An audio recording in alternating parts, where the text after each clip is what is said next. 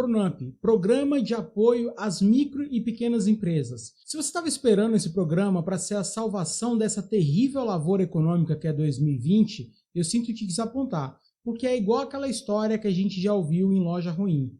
Tem, mas acabou.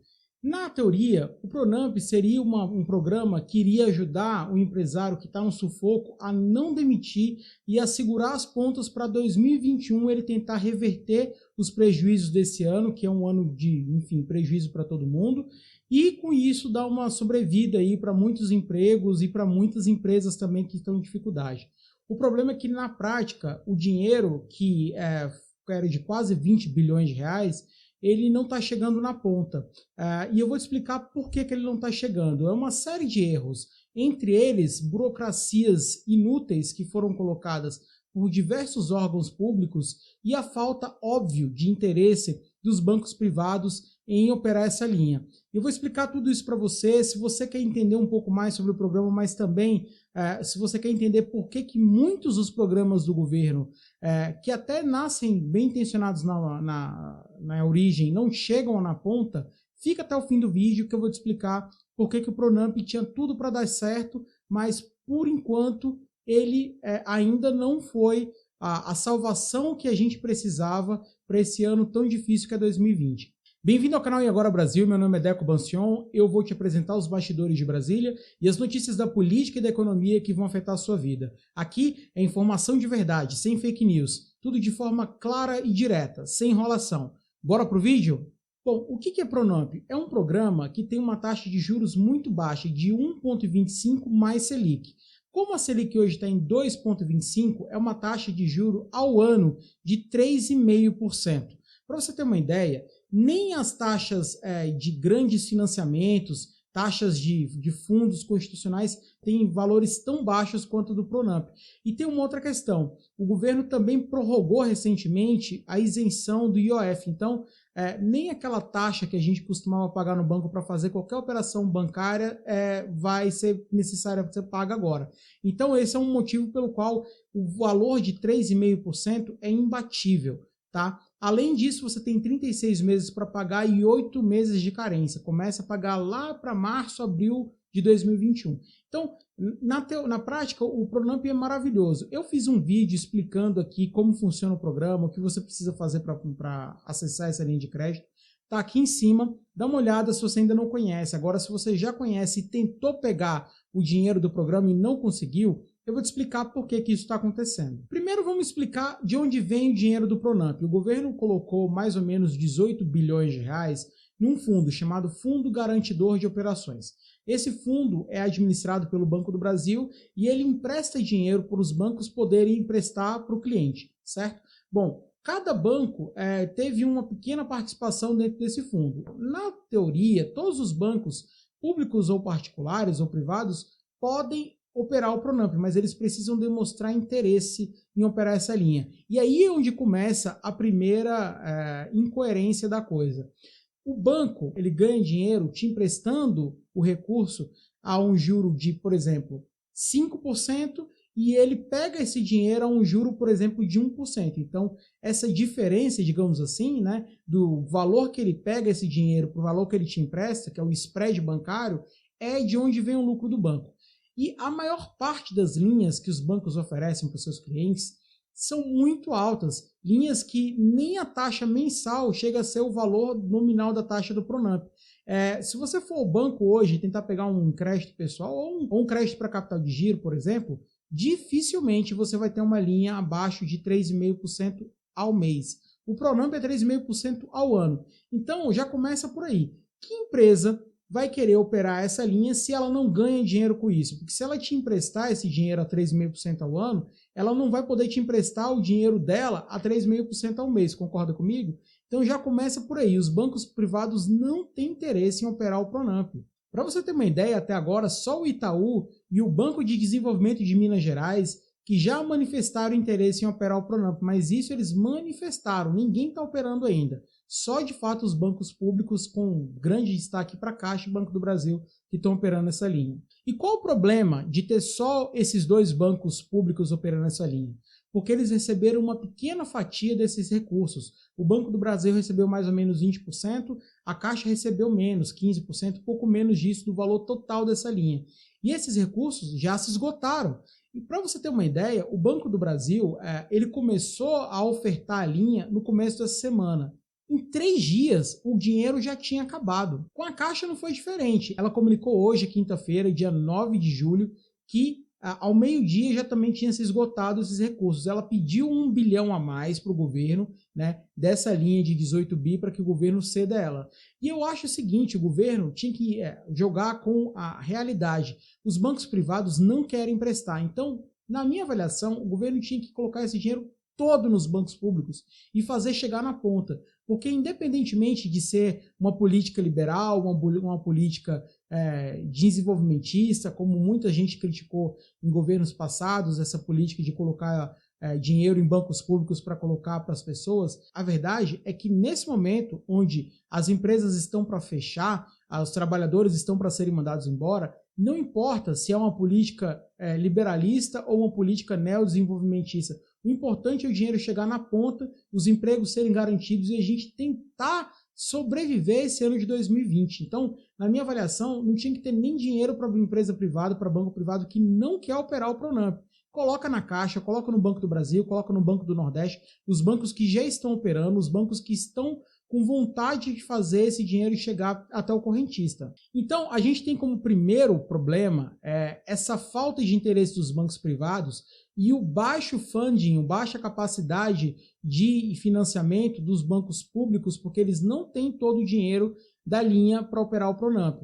Um segundo problema que afetou o Pronamp é a burocracia exagerada e coisas que são inacreditáveis que acontecem no Brasil. Eu vou dar uma linha cronológica para você ver o tanto de tempo que está demorando para esse dinheiro chegar na ponta. No começo de abril, começou-se a discutir um programa para salvar as empresas. O Congresso, a Câmara, depois o Senado, levou um tempo discutindo esse programa e no dia 24 de abril o programa foi aprovado pelo Congresso. Uma vez que ele é aprovado pelas duas casas, ele vai para a sanção presidencial. Então, lembra, 24 de abril. Sabe quando foi que o presidente Bolsonaro sancionou esse programa? 19 de maio. Quase um mês depois, por exemplo. Nesse período, essa lei ficou lá no escaninho do presidente sem que ele aprovasse. E aí, depois disso, o que dependia para esse programa de fato ser efetivo? A Receita Federal iria emitir um comunicado para as empresas avisando quais as empresas estavam elegíveis ao programa. A portaria da Receita Federal, que detalha as regras para o envio dessa correspondência, data do dia 8 de junho, ou seja, 20 dias depois da sanção do presidente Bolsonaro. Então, o presidente Bolsonaro levou quase um mês para sancionar a lei que tinha sido aprovada no Congresso. A Receita Federal levou 20 dias para publicar essa portaria, dando os parâmetros de como que seria essa carta. E aí, sabe quando que ela começou a avisar o contribuinte que ele poderia pegar o Pronamp? No final de junho, na última semana de junho, entre os dias 20 e 30 de junho. Quer dizer, um programa anunciado em abril e que só foi chegar realmente à ponta no fim de junho. A partir de então é que os bancos começaram a fazer essa análise cadastral para poder liberar esse dinheiro para as pessoas. E aí entra um outro problema. Os microempreendedores individuais e as microempresas, elas têm vantagem. Todas as empresas que faturaram menos de R$360 mil em 2019 passaram na frente, digamos assim. E está correto, tem que passar mesmo. As menores empresas são as que têm mais dificuldade de sobreviver nessa crise. O problema é o seguinte, que as outras empresas, que também são pequenas, né, são empresas que faturaram um pouco mais do que 360 mil, elas ainda são empresas pequenas, elas ficaram para essa segunda leva do programa. E o dinheiro acabou. Mais do que o dinheiro ter acabado, tem um problema de burocracia que a própria Receita admite isso nos comunicados que ela emitiu. Numa das linhas desse comunicado que você recebe da Receita Federal, tem lá uma inscrição quando mostra o seu faturamento de 2019. Se você é uma empresa que não é optante pelo Simples Nacional, esse faturamento muito provavelmente apareceu ND, não declarado. Sabe por que apareceu não declarado? Porque que para você ter declarado essa receita, você precisaria ter entregue a escrituração contábil fiscal, ECF. E o prazo para você enviar essa escrituração é 31 de julho de 2020. Então veja bem, a Receita Federal começou a enviar as cartas no finalzinho de junho, lá ali para o dia 20, 25, dia 30 de junho, e aí ela pede para que você conste nessa declaração uma informação que só seria enviada para a Receita no dia 31 de julho, quer dizer, um mês depois. Então, do que adianta a Receita enviar essa carta para o contribuinte se a carta não vale de nada? Porque com se você não tem essa informação do seu balanço de 2019, você não está elegível ao programa. E essa informação só será enviada para a Receita no dia 31 de julho. Tem sentido um negócio desse? E tem mais, a própria Receita, no comunicado que ela enviou, uma cartilha que ela publicou no dia 31 de junho, ela diz o seguinte, que as empresas que porventura não tivessem entregado essa SF, cujo prazo é 31 de julho, elas teriam que entregar, e aí a Receita levará pelo menos um mês para atualizar essas informações no sistema, e aí só então ele vai poder chegar lá e tentar aplicar para o Pronamp. Ou seja, vamos pensar comigo aqui, tá? Um programa que foi pensado no começo de abril só vai chegar para o contribuinte se tiver dinheiro para isso, em setembro ou outubro. Não tem como você pensar que isso vai dar certo, que as empresas que estão numa situação absolutamente difícil, lutando para não demitir, elas vão conseguir resistir até outubro sem ter acesso a esses créditos. Então, a Receita Federal deveria pensar numa forma mais simplificada de colocar para dentro esses contribuintes que ainda não apresentaram essa declaração, porque não faz sentido que ela cobre do contribuinte uma declaração que será apresentada no dia 31 de julho. Como é que ela pode exigir que ele tenha hoje hábil, ainda no final de junho, no comecinho de julho, ele tenha hábil esse documento para entrar no Pronamp, sendo que essa informação só será prestada para a Receita no dia 31 de julho e ela vai levar um mês para processar.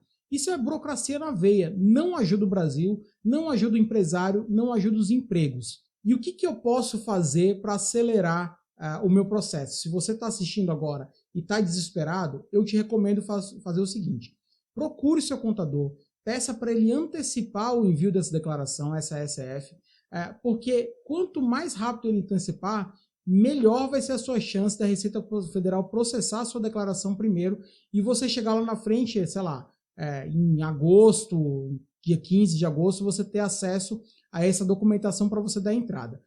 O governo tende a liberar mais dinheiro para o Pronamp, uma vez que os bancos privados não estão se interessando em operar ali. Então, talvez tenha mais dinheiro. Hoje oficialmente, acabou. Só tem agora o recurso que foi liberado para os bancos privados e o governo vai avaliar ou não se coloca mais dinheiro do Tesouro Nacional ou se faz um remanejamento desse dinheiro que já está dentro do fundo e tirar dos bancos privados para passar para os bancos públicos. Bom, esse é o vídeo de hoje, onde eu faço um pouco do balanço desse programa, que é um programa que teria tudo para ajudar na recuperação do Brasil. É mais uma das boas intenções do governo. Essa equipe econômica tem bons nomes, pessoas que pensaram de fato em fazer um bom programa para ajudar as empresas, mas na prática não está funcionando. Então, é chegada a hora de pensar em que vai funcionar de fato. Parar de pensar em como na teoria as coisas poderiam funcionar e ir lá na prática para fazer de fato uma tentativa para ver o que está demorando para isso chegar na ponta. Bom, o canal E Agora Brasil é feito com análises toda semana e agora também a gente tem um blog, tá? No portal UAI do Estado de Minas. O link da descrição está aqui embaixo, lá tem todo dia informações, todo dia tem análises do noticiário político e econômico e eu te recomendo a conhecer se você gosta desses assuntos.